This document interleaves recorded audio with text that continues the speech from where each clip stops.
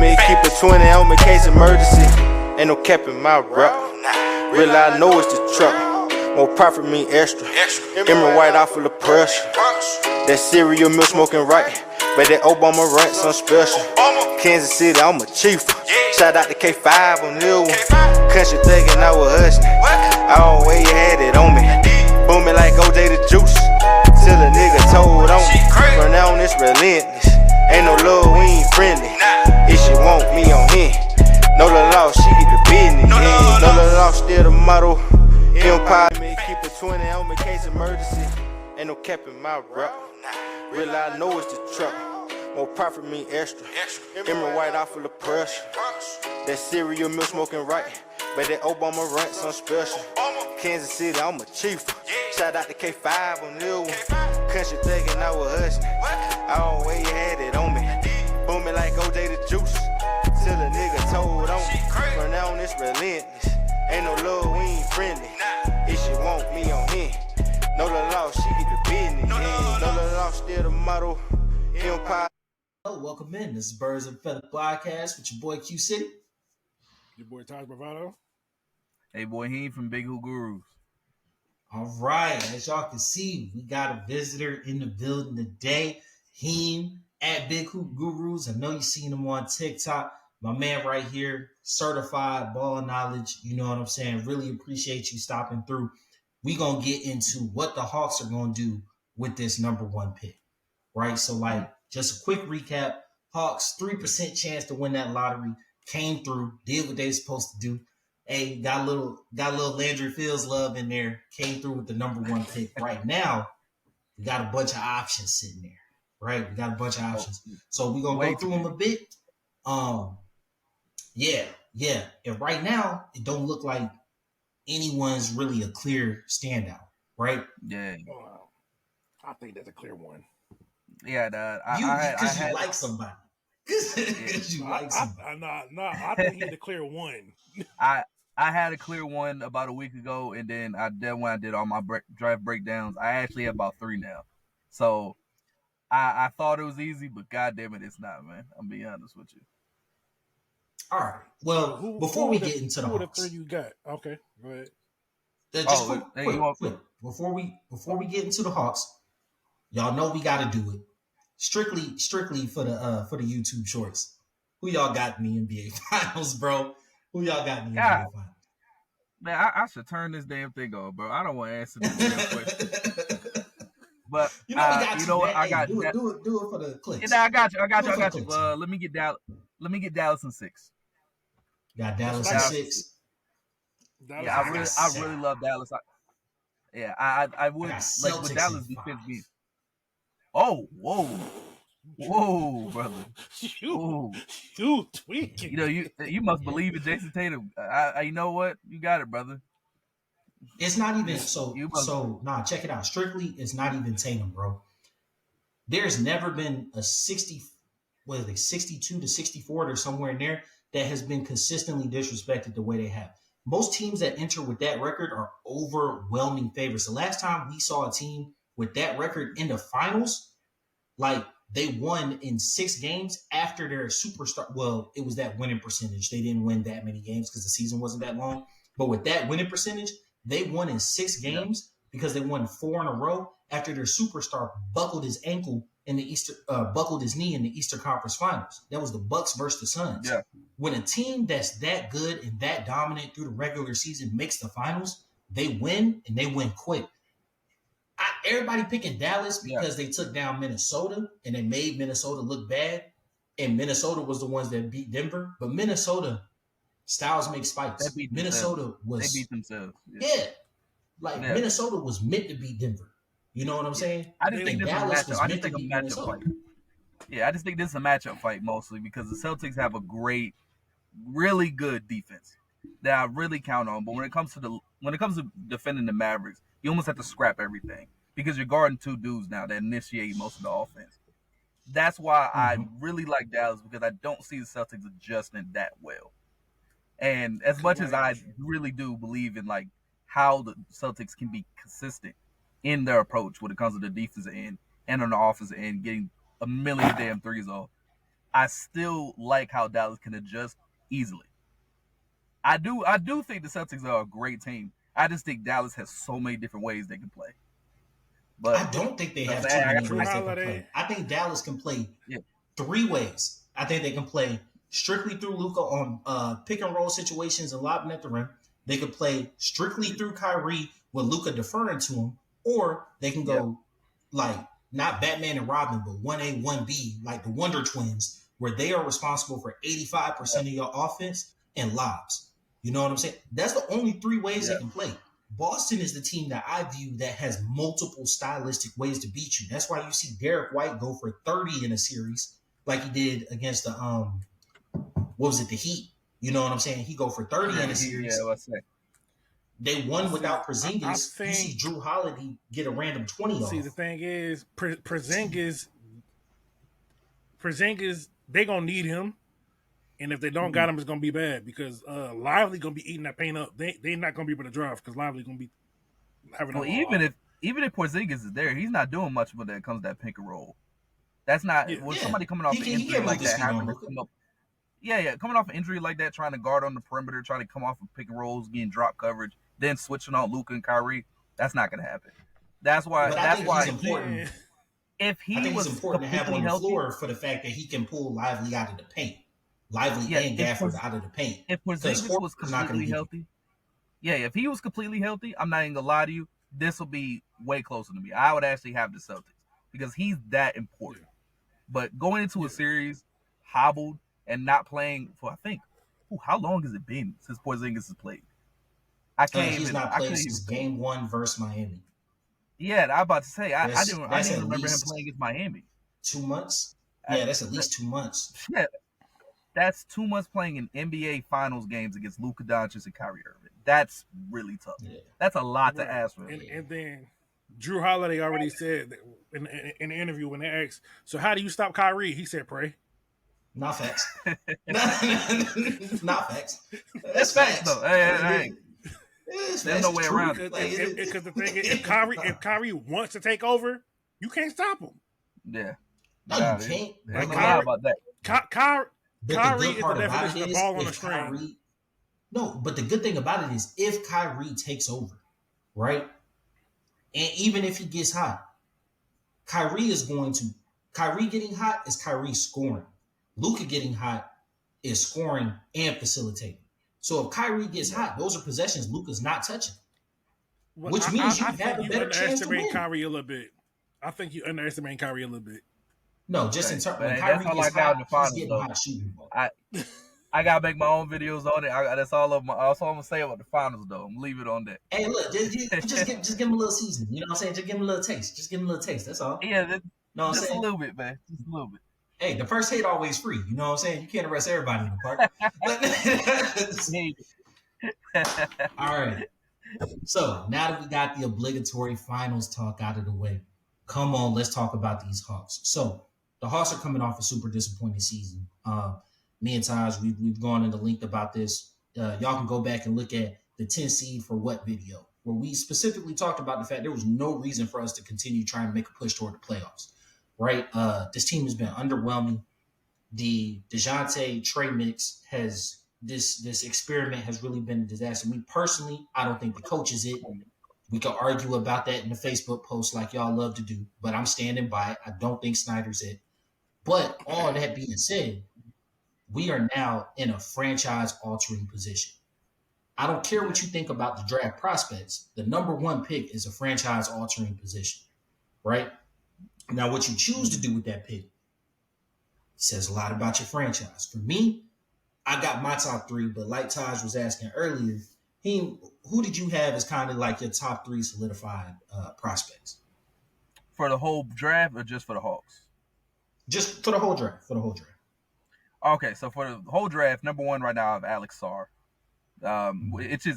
He's too safe of a pick for me to have him back at 2 or 3. I originally had him as 4.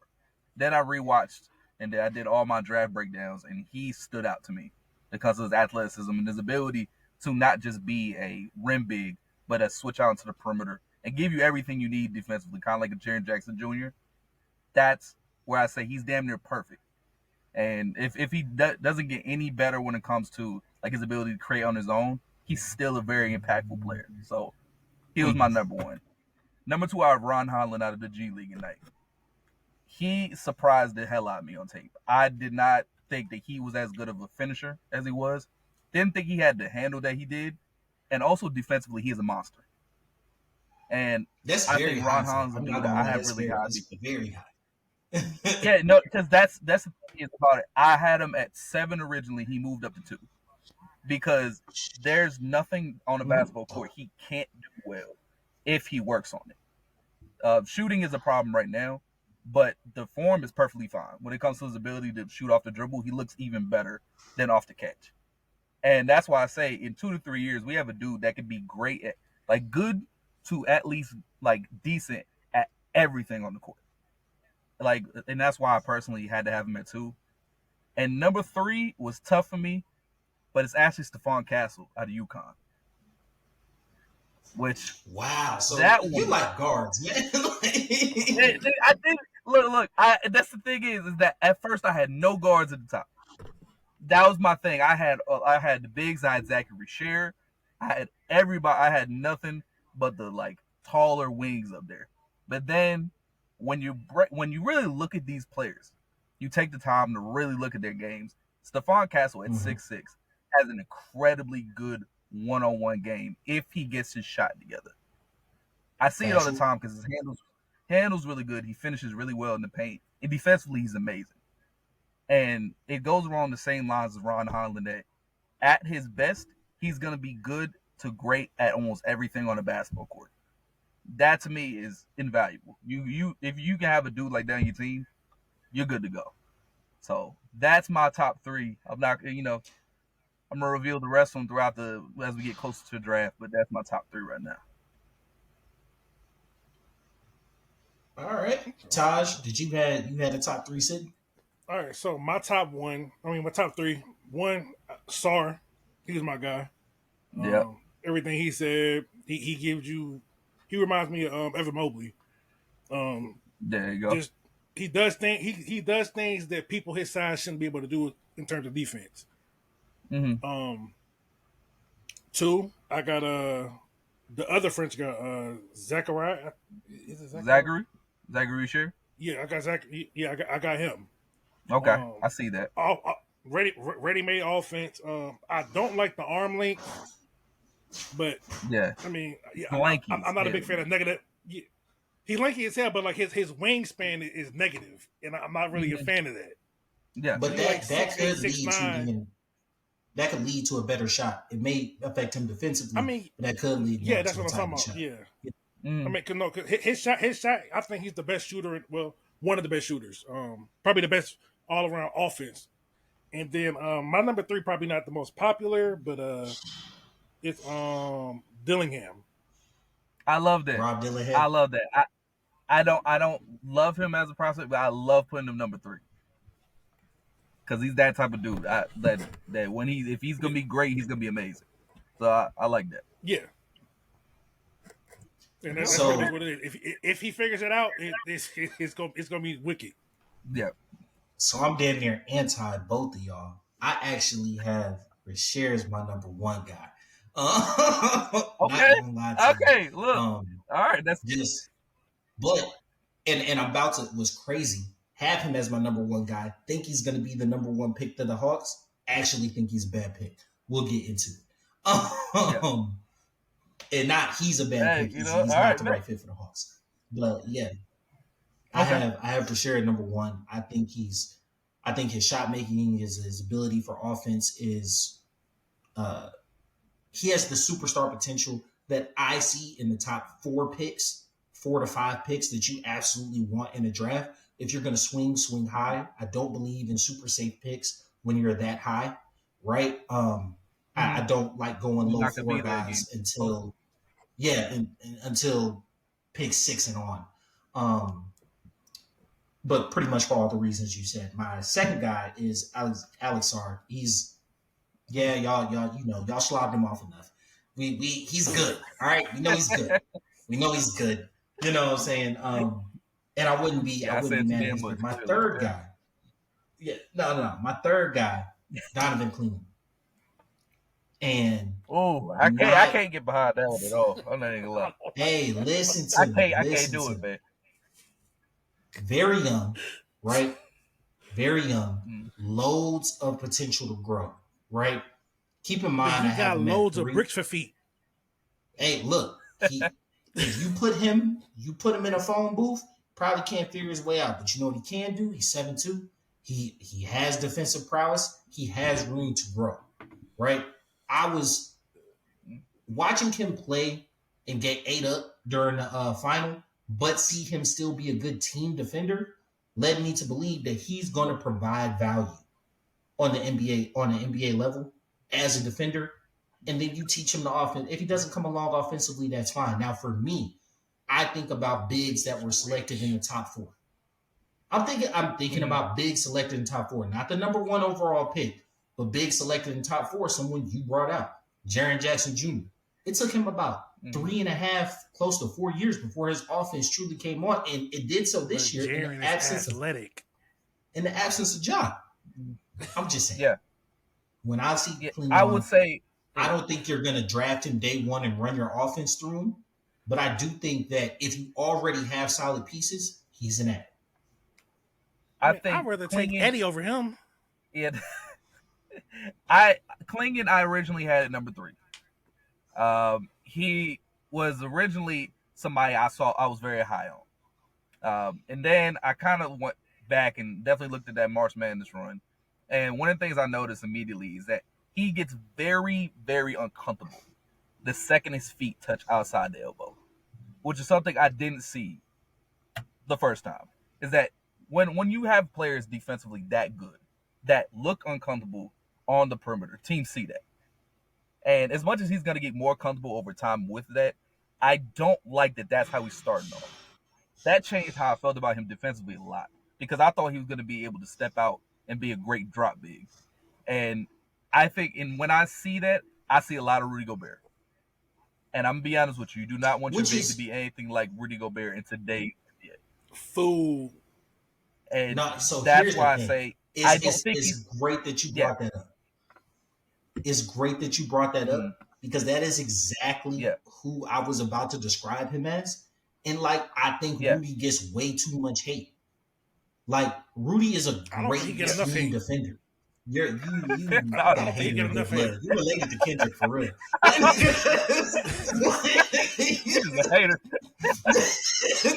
They say, I don't think you get enough hate. Boy, you leaned in. God.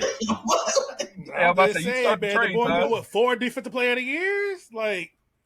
Hey, look. My point for Rudy, I feel but my point for Rudy is in the idea that it's not ideal for your big to not want to be out there.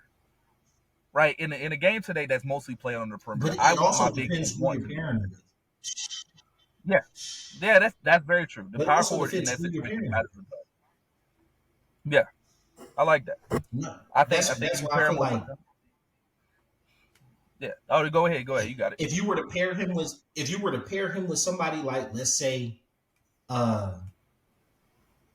Jalen Johnson, that's a great compliment in that situation, right? Mm-hmm. So I'm not saying he's the pick or who should be, even though Snyder is very interested in him. That report has come out. I wouldn't be excited with him as the number 1 overall pick, but I could see the rationale behind it. Yeah, you need a smaller power forward with him if you were to have him.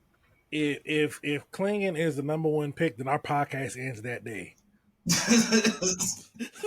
Like the Bo Nix pick. If the Falcons chose Bo Nix, we was just going, hey, gonna come on and be like, hey, look, it's been real. You know I respect that, Tosh. Honestly, I respect that. I think I like Donovan Klingon a lot more than I kind of give off, but I still don't think it would be the greatest idea in the world. But I get the basis of it, because he's gonna be a positive player no matter what. You're not gonna get a bad player in Donovan Klingon at all. That's all. But you can go into the next part, man. I got you. Now, there's a couple options that I've been thinking of that I think are possible for the Hawks at one. Obviously, the first is to make the pick. Something I hate that just like really really bothers me is that Mhm. one, the finals ends and the draft is like right behind it, right? 3 days after. Yeah. So yeah, you don't have any like space right there to kind of make any deals, and free agency comes after the draft. You know what I'm saying? In the sense of like Mhm. you're already like you've already drafted people and now you're gonna make moves to fill out your roster. Whereas really the NFL has, corrupted us because we get free agency before and after the draft. But that free agency after the draft is really Mhm. just filling in little holes, right? You make your big signings before the draft so Mhm. you can kind of set your draft board. Um, so like when it comes to the trades that are going to happen, the trade market or big moves that are going to be made on the Hawks, because we're anticipating one of those guards being moved, that won't happen until after the draft. So a pick that looks amazing on draft day could look very different, you know, a week or two later. Mhm. Yeah, I would say out of all the options, I love the idea of just making the pick and just kind of selling out on this idea that we don't have to be great for a little minute. Let's build out a team. Let's Yeah, let's kind of run it back a little bit, pull the timeline back a little bit, and just give Trae Young a year to kind of grow with some dudes and just have fun a little bit. I don't hate that idea at all because if you do make the pick, it is kind of giving up that you want to kind of go back to growing rather than competing.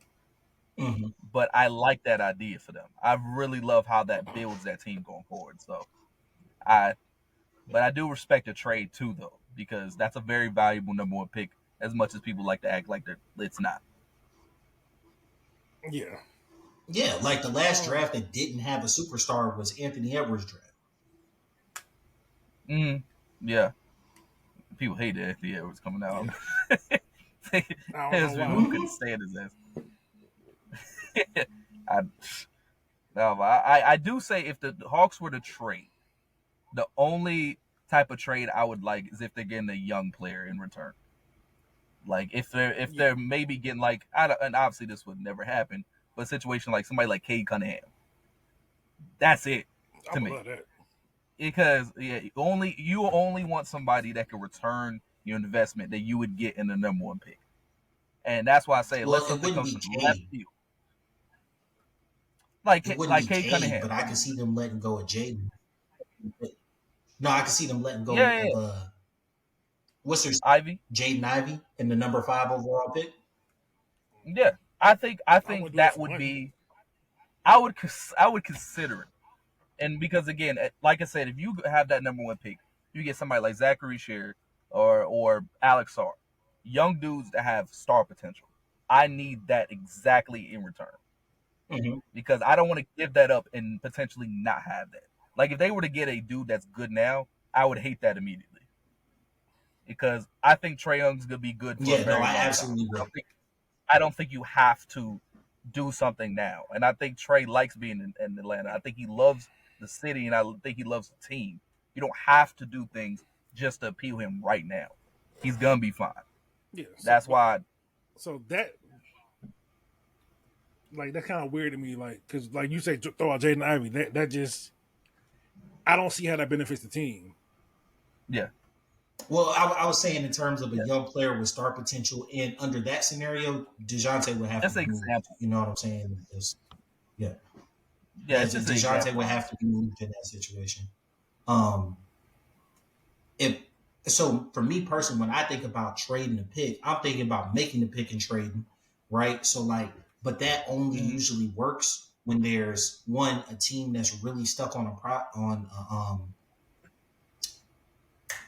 I was about to call them a process on a Prospect. Prospect. project on a prospect. There it goes. When a team's usually stuck on a prospect, or there's like an overwhelming majority guy that's number one. Now, if Alex Mm-hmm. Sarr is that guy, it's very hard for you to make that pick and then trade him, and get a couple more Mm-hmm. bites at the apple. But I honestly don't believe, based on how the team is currently structured, because I think Bogey's coming back. You know what I'm saying? Jalen's going to be there. Big O's going to be there. I think they move off Capella's contract this offseason. They're going to make a decision on either guard. I But pray they do. My God, Get him gone. Get him gone. yeah. I pray they do, because the thing is about Alex Sarr. This is one thing that I have to say about him, is that as much as he's really good and exactly what you need in the NBA today, there's a lot of ways where you can look at him and be like, he's not going to be much of anything. He's maybe going to be a pretty good big. Why would I give a lot in this situation for this number one pick? But one of the things I always say about the NBA is there's 30 teams and there's 30 different minds. That is 30 different ways to look at the same thing. And for the Hawks, you make calls. You see, you on the phone, you're seeing who sounds a little more exciting, like a little more excited about the idea of Alex Sarr than everybody else, and you sell that, because there's gonna be a team. The only way I trade Alex Sarr is if I'm walking away with Zachary Richard, like Zachary Richard. Okay. Oh, team moving up and multiple picks, picks, right? So like, for me, when I think about Richard, I feel like he may fit on the team. He is not a good fit at number one, right? Because the role that you're going to need him to play is basically what you drafted AJ Griffin for, and then shoved him at the end of the bench, right? His short arms defensively, and for someone who is a pretty decent athlete, he gets cooked a bit on defense. I'm not gonna lie to you. You know what I'm saying? I'm not sure if that's a want to. Yeah, he's very a little bit. That's the problem, is that because when you're trying to guard the ball while being so small, like, and being like again short arms and weak, people can just run through you, and that's his problem when you look on tape, is that a lot of times he'll be there and just get moved out the way. Yeah, that's but he's on strap 18, 19. Oh, boy, he can. Yeah.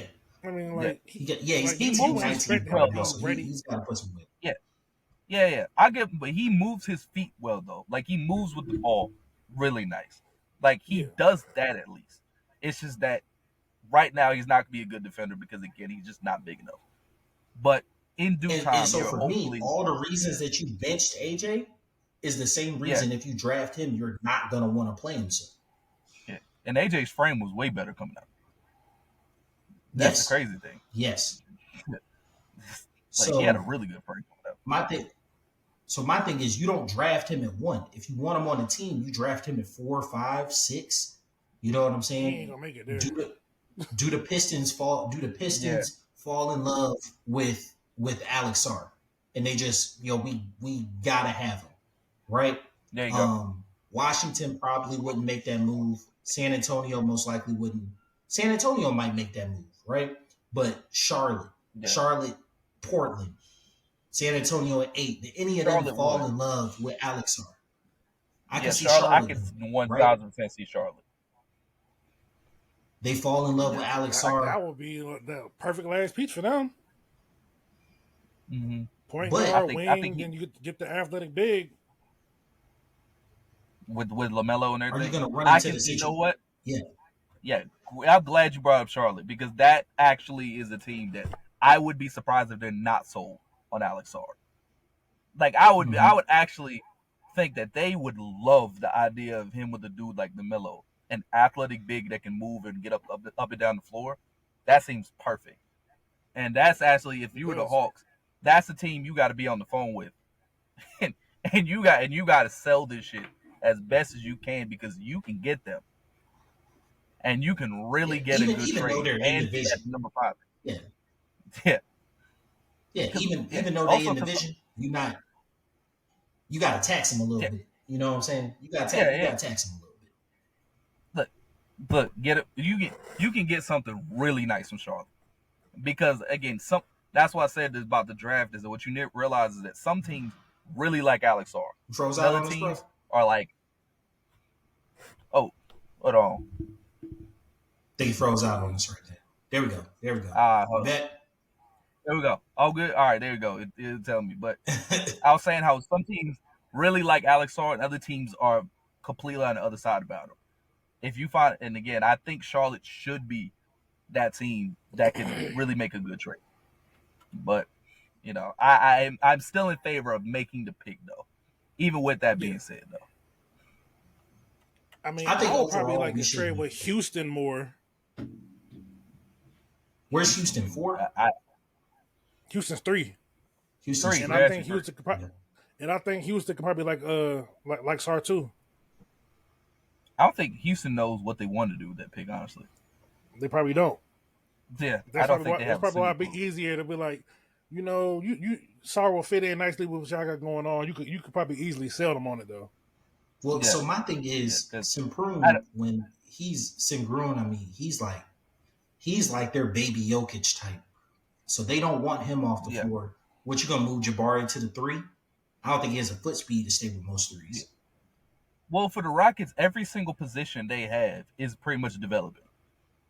Yeah. That's why I don't think they know what they want to do with the pick, because there's no open slot right now. Yeah. Like because of Jalen Green, he's been trying to play both positions when it comes to point guard and shooting guard. And in this draft, I have them getting a point guard, but I don't think they're exactly not sold on the idea of Jalen Green turning himself into a point guard. And then they got all these dudes developing in the wing areas, especially with Jabari Smith. And then you look at center, and with Sengun, he's clearly a cornerstone piece. I don't know what they would do with the pick if it's not a point guard.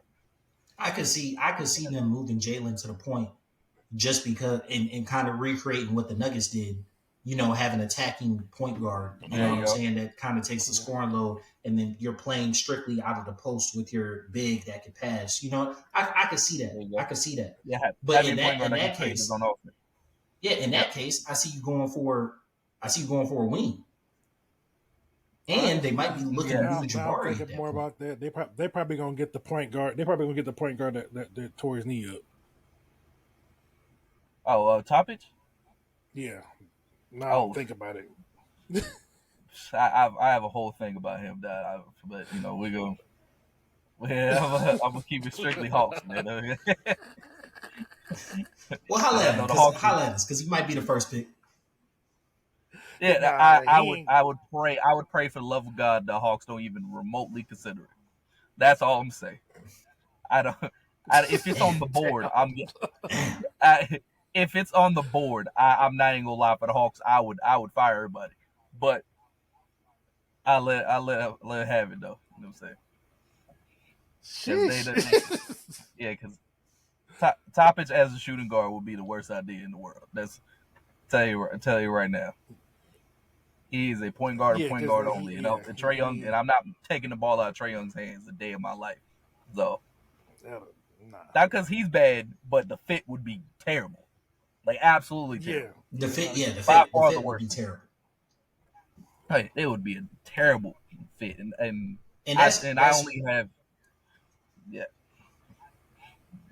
But I only have him going to a few teams. He can. That's what I was thinking about Rasheed. Yeah. Oh, actually, who y'all got for the number one? Who's y'all number one for the Hawks right now? If we're all me is Sar. Okay, Sar. I'm Sar on this side. I actually think Rasheed's going to be the pick, but I think Sar should be the pick, even though I have Rasheed right high. Mm-hmm. For the Hawks, I prefer Sar. So the front office, all three of them, as a triumvirate, went out to see his final EuroLeague game and watched him perform during the playoffs. Rasheed, right? They've only sent the GM and Landry have been the only guys to go see Sar play any games, right? And then their season wrapped up. Well, see, okay, but here's the thing about Sar that people are overlooking, because he played for overtime. He was in Atlanta. He's been in Atlanta the past 2 years. He played for overtime. Yeah, so he's already been here. So they probably got a little more intel. You don't need to do all of that because he was here. Which is true. Then the third guy that keeps kind of coming up is they're leaking very heavily that they like Donovan, right? Is that they like his size. They think he could be an anchor to the defense. Yeah, he's been. He's been coming up a lot. I'm not gonna lie to you. The only reason I Luncheon don't ones like just came Donovan up. Clingan, the only reason I don't like Donovan Clingan for the pick is because I think you're selling too hard in the idea you need big defenders around Trae Young. I think you're almost overselling how bad of a defender Trae Young can be at times. Where last year he was a very good one-on-one defender and even was a better off-ball defender. And I think a lot of people want to get these big wings and these shot-blocking bigs with Trae Young. And it's just like, he can have bigs like everybody else. Like, the problem with, he's not a bad defender per se. It's the schemes he's in with the Hawks. The Hawks are not good when it comes to scheming defense. That's why when you had McMillan, that's why they had so much success. Because McMillan can make a defense. His problem is he couldn't make an offense consistently that didn't involve Trae Young having the ball 90% of the game. And that's why I don't want to oversell on defense. Because at the end of the day, unless you have a coach that can scheme one, I don't like it at all. And as much as I don't like Quinn, I got to give that he can make a good offense. And give him defensive pieces. He can make a passable offense. He can make a passable offense. He's been attached to some good offenses, but I think that's even more the reason why Sarr needs to be the pick, because like Sarr gives you effortless defense. Like he could work in damn near any scheme. Then he has a lot of offensive upside. Sarr gives Quinn Snyder the way he really wants to play basketball, which Quinn Snyder is a 5-out, like 3-point shooting big type coach. He wants to have 5 dudes that can shoot the ball. And all his time since Utah, he's literally had these centers that can only be in the paint, that are being used in rolling situations. I feel like if he gets Sarr, that is exactly what he needs. And that's exactly when Quinn Snyder can be exactly what he's always wanted to be. And that's why, to me, Sarr, I think he's gonna be amazing defense. Like Tosh said, he can fit anywhere. You don't have to put him in a position. But offensively is where I really think he makes everything really good. He smooths everything out to me when it comes to that 5 position. Because giving Trae Young somebody like Clint Capella, who's really a role big that you can't really dump it down to consistently in any way possible, from a dude that he can pop with, that can stretch the floor, that can do the same lobs, but also can run up and down with them, that changes the game for him. Like, that makes the game so much fast break too, because a player like Sarr could even take it coast to coast. He can grab it off the board and take it all the way down. There ain't no center I can see that could do that in this draft. Because I was watching. Okay. Oh, no, you got it, brother. No, I was watching the Paul George podcast. He was talking about Sarr. He said Sarr, when he watches him, he sees a lot of Giannis. Oh wow! And yeah, I can kind of see it a little though. That's a little ambitious. Not a 1-for-1. Yeah, Sarr doesn't have the frame that Giannis had coming out. Where Giannis was skinny, but he had big shoulders. And that's always how it works. Yeah. Dudes with big shoulders always are going to gain muscle. Sarr doesn't really have big shoulders. He's always going to be kind of skinny. I think he's going to be kind of built more or less like Jaren now. Or Jaren's a big dude, but he's not like solid like Giannis. That's why I'm kind of in between. That's fair. That's why I don't like Giannis, the Giannis comp, but I love the praise though, because I think he deserves it. But I do like the idea of calling him a Giannis type dude, but I don't know, man. I can't. When I think of comps out of these first couple guys, when I think of comps, I do think of Mobley. When I think of Sarr. That's the one that first comes to mind for me. I think of Gobert, a shorter Gobert. When I think of Clingan, Dillingham, I think of. They're the same height, ain't they? Nah. Gobert is like 7'2". Is he not? I thought Gobert was 7'4". No, not 4. He's up there though. 2. Yeah, I think I think he's 7'2". He's taller than 7 feet though. He's 7'2". But Yeah, he's taller than He's 7'2". above 7. He like So 7'2". if they're the same size, and then like Rasher, which is hear me out when I say this, because like I promise I'm not being slanderous when I say this, bro. When I think about his whole offensive package, how he's going to coming in be slightly liability on defense and may grow to get a little better. I see him as like a KCP, bro. Like I feel like 3 years from now you'll look at him like KCP. That don't make You that's know not what? making sense to me right there. No. Actually, no. There is a world where that happens. Yes, that can very well happen with Zach Rasher. And that's why I That's what a don't lot want of to pick people him are at one. understanding. That's Yeah, why you have like, a really I good think he idea could be because go ahead. yeah, no, you have a really good idea here because his handle is not there at all. And his handle, he has flashes of it, but he doesn't look comfortable handling the ball at all.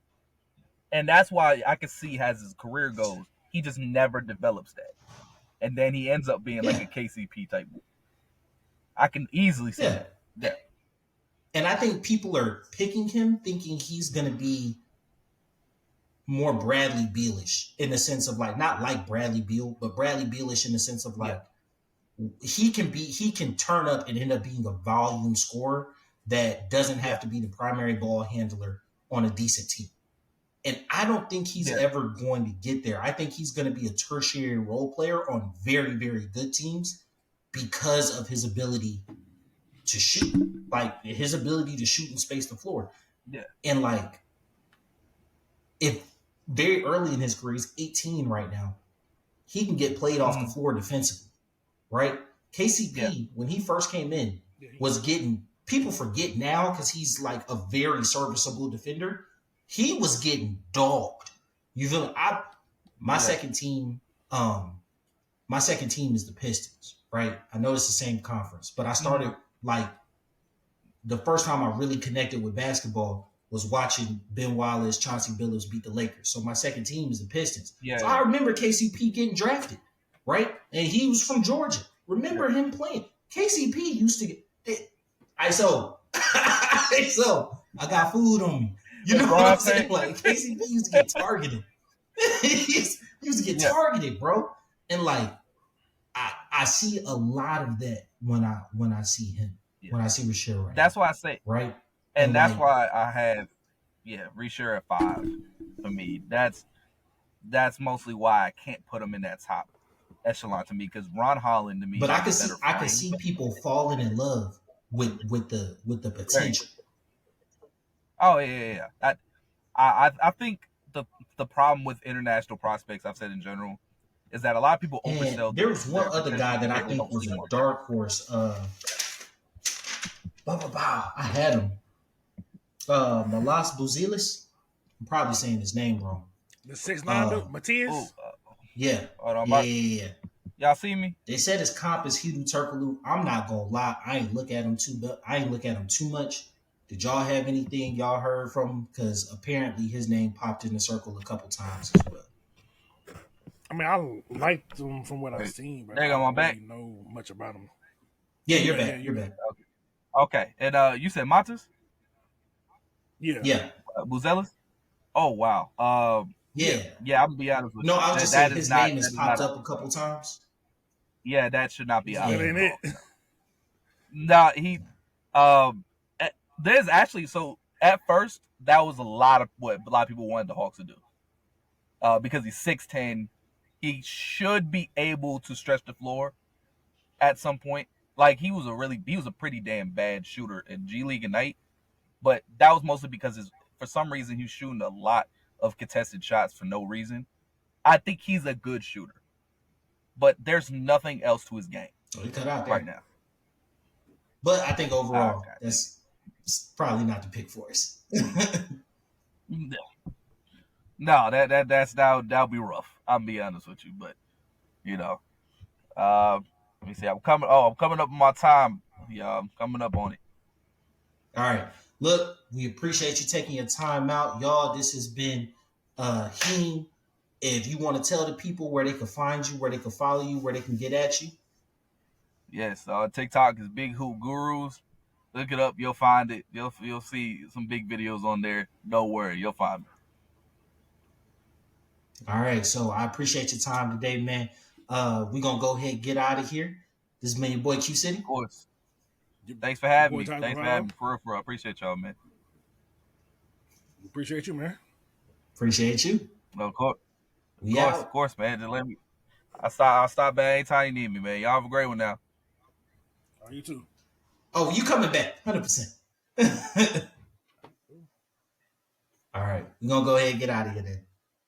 Peace. Like a chopper, looking like I hit the lotto. I want a hottie like mulatto. I'm on here and she on Moscato. I'm in them good till tomorrow. I'm a robber for the Neros. You little laws, I'm gonna put you on payroll. You smell that aroma? Design the air, it's a party, yeah. Papa Corona, she moving the body, she working them heels. Gotta go get it mentality. Grocery bag full of celery. Only believe half what you telling me. Keep a 20 on me, case emergency. I wake up early every morning. Thank the Lord and get the bag. Hustle hard, get the cash. Stack first, then I'm showing my ass. Gotta go get it mentality. Grocery bag full of celery. Only believe half what you telling me. Keep a 20 on me, case emergency. My babies, that's who I grind for. That's who I do it for. Like the Navy, that's who I'm toting that iron for. Keep one in the head like a thought, nigga. Yeah, I fuck with Ty, he a boss, nigga. Foot on their neck, I exhaust, nigga. Niggas cross me, so I cross, nigga. No stripper was lit last night. 500, what it cost, nigga. Shit was really legit last night. Had them hoes at the house, nigga. Instagram, Snapchat, Triller. What they say about Jay, he a toe getter. Used to have them fat sacks in the grove, nigga. Late nights, early morning, my dough, nigga. You smell that aroma? Design the air, it's a party, yeah. Papa Corona, she moving the body, she working them heels. Gotta go get it mentality. Grocery bag full of celery. Only believe half what you telling me. Keep a 20.